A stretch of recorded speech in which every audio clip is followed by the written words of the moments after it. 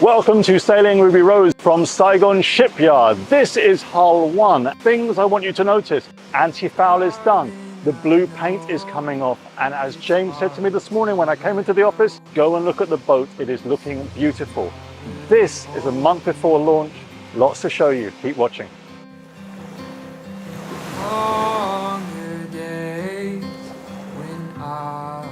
So I've been told by James, hello, to go downstairs, take a really good look without going for a button. He said, go down the stairs and take a look at. So let me just show you this, because apparently we almost have a functioning heads. Ta-da! Right, let me just walk you through this because it does look amazing. So what have we got? Things that you're going to notice here. Firstly, a lot of the blue stuff has been peeled off. They are now getting to the point where there's no more kind of structural stuff to do that could scratch the work surface. Let's just show you what we've got. This gives you a really good idea of what is going on in this heads. We have the shower store. Actually, the first video I ever watched of Nicky and Jason's was of him testing out showers in RVs. Not quite sure why I've got that in my head. Nonetheless, this is where we are. So this is the shower store. Shower pump and sump is in. So we now have this, which is almost complete. Shower head, complete. This lovely little shelving unit for bottles of whatever, complete. The seat for sitting in inclement weather, complete. Toilet complete. Heads. Not sure what's going to go there, whether it's plant machinery or otherwise. I think water maker. But also, now, bar the sink and the taps, we have a work surface. Now, our work surface is not this. I personally did not want this. I wanted Corian, and I will talk to James about the Corian and the weight, and we will get a much greater idea of weight as we get closer to the finish of ours. And then we've got this opening hatch here. Honestly, it's a really nice space. We used to have a bathroom in London that was smaller than this. Moving forward, there's not a lot being done here because I asked James and he gave me the heads up. But again, all these windows in, windows, opening hatches. Our master cabin, well actually not our master cabin, but hull 1's master cabin. But now that all this is finished, now that all this woodworking has finished, bar the drawers going in, which have been made off site, they are now just getting ready. And if you remember from last time, this was all in green. Now it's not in green, this is all going to be covered up with paneling. But the templating is finished, they are now just going to final finish. I wonder if I can go out onto the bed without getting a shoeing. James did tell me that everything has now been glued in place, so hopefully I won't be destroying things. Let me just get that out of my back pocket. Oh, for the first time in months, actually, I can sit in the space, where the bed is going to be, in the master hull. The last time I looked at this, there was nothing to really see. There was just this fiberglass hull, but now what I can show you, these ash-faced shelves. Again, there'll be PowerPoints, places to securely stow tablets. Kindles. Tablets are important because there is a system with the B&G that allows us to integrate our tablet. So literally I can get out of bed and look at where the navigation is using my tablet. Again, access on both sides. If you remember what we did in 2019, when we came to kind of discuss what was important to us in a boat, one thing that was super important was being able to get out of bed without disturbing your partner. That is important for watches. This paneling, beautiful. Really happy with this. And again, let me just pan you around while I'm laying in bed drinking my matcha latte. This view, gonna be nice. By the way, I don't think I've ever drunk a matcha latte in my life. Yeah, nice. Really starting to come together. Actually, I've been on this boat so often now, so many times. Actually, it's 11 months almost to the day since I first saw her. And it is, really nice to be here. Really nice to see this so damn close to being finished. All right, ladies and gentlemen, boys and girls, do you want to come and see some more of the boat? Yeah, let's take a walk across and see the deck and also the starboard hull first.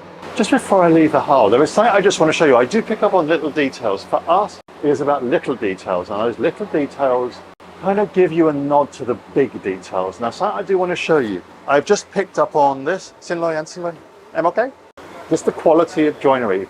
Think back to those reviews in 2019. Joinery, mitered corners. Making sure that you are not just making Homer Simpson's spice rack. Pick up a hammer. Ooh. Look at this.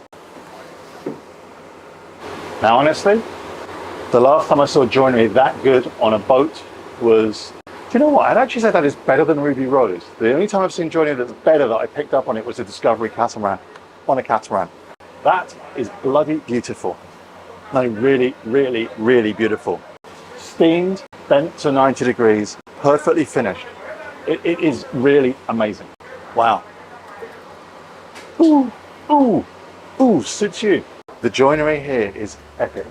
Nice to see that in Vietnam they use exactly the same method that I use, which is a coat hanger to mouse. So yeah, so mousing, obviously the wiring through for the light. They are still templating that section, but these are all the final areas for the headliners. So yeah, so we've got 5 guys here. What else can I see? This, all beautiful and finished, and I really do get a sense of space here. Okay, come on. Starboard hull. So what do we got here? Starboard hull, not a lot's gone on in here. They're still templating this cabinetry here. And now you can see the facing. This whole ash facing for the heads. Beautiful. Lovely, lovely curved. Look at the curve. Look at the curve. Hello em. Okay. Anh chỉ cần 2 phút, anh phải quay phim 2 phút nên anh đi. Em ok? Em làm gì? Lão taka, okay. Lão Pháp, okay. They always laugh because I speak Vietnamese to them. They're like, what the? Veritable hive of activity. Yeah, James, you were right. There's a lot going on. Okay, let me go forward. So, ooh. Okay, let me just spin this around. These windows are all in and sealed now. I want you to kind of like, I'm going to try and do this with the drone later, just the whole sweeping vista. It's all, now that the blue stuff is starting to come off, you can really get an idea of what this boat is going to look like. The blue stuff is very distracting. I'll take you over to spin around and show you Ruby Rose. This blue masking is very, very distracting. Now that they're peeling this all off, you can really start to see the small, beautiful little details that they put onto this boat. These sweeping lines. The interview with Miriam, I'm not sure if you've seen it yet, but she talks about how she wanted the stance of this boat to be muscular. It's like a muscle man. Muscle man, okay. To look like a bodybuilder with like little stocky forearms. I thought, honestly, girl, you've been on the crack pipe a little bit too much, but she's right. She's stocky looking and I like it, like robust. She doesn't have the kind of the long hulls that you would find on Ultramar, but this sturdy, and that's what I want to feel. I want to feel safe in this. And this boat looks safe and sturdy. And honestly, I like this. Yeah, I love this. Absolutely love it. Other things to show you, and I'll show you later, the new trifold door. That is down there. Again, small details. Now that all this blue has been peeled off, turning blocks for spinning gear, turning blocks, attachment points. This, small details, beautiful little things. This is the trifold door that's already ready to be installed. All the hinges, all the hardware in place, and we are going to be seeing this installed in next episode. But this ready to install, super sturdy, very similar actually to the 1260 and the 1160. So for those of you who want to see the install for the trifold door, that will be coming up in a future episode. I now want to talk to you, I want to answer a patron question. We do get a lot of patron questions. 2 of them today. I'm going to do one which actually is a kind of a half question, and actually one which is a non-technical question. The question is from Robin Wessel, asks about inspection. How easy is it to inspect the hatches? How easy is it to inspect the engine, the mechanical systems and everything? This is what I will be looking at to make sure that inspection lights are in place, that they don't cast shadows, that essentially where in my workshop, in our workshop, there are 2 lights so you don't cast shadows. So inspecting machinery, inspecting your water maker, I want to make sure that it is lit properly and that there is access and there are no snag points, because if you remember with Ruby Rose, changing the impeller, you needed a very small hand that actually articulated in a way that human hands don't articulate, because they built and baked a design flaw into the engine compartment where access was so limited. This is going to be different. So lighting, inspection, yes, I will be looking at it. A second question, which is about the helm seat.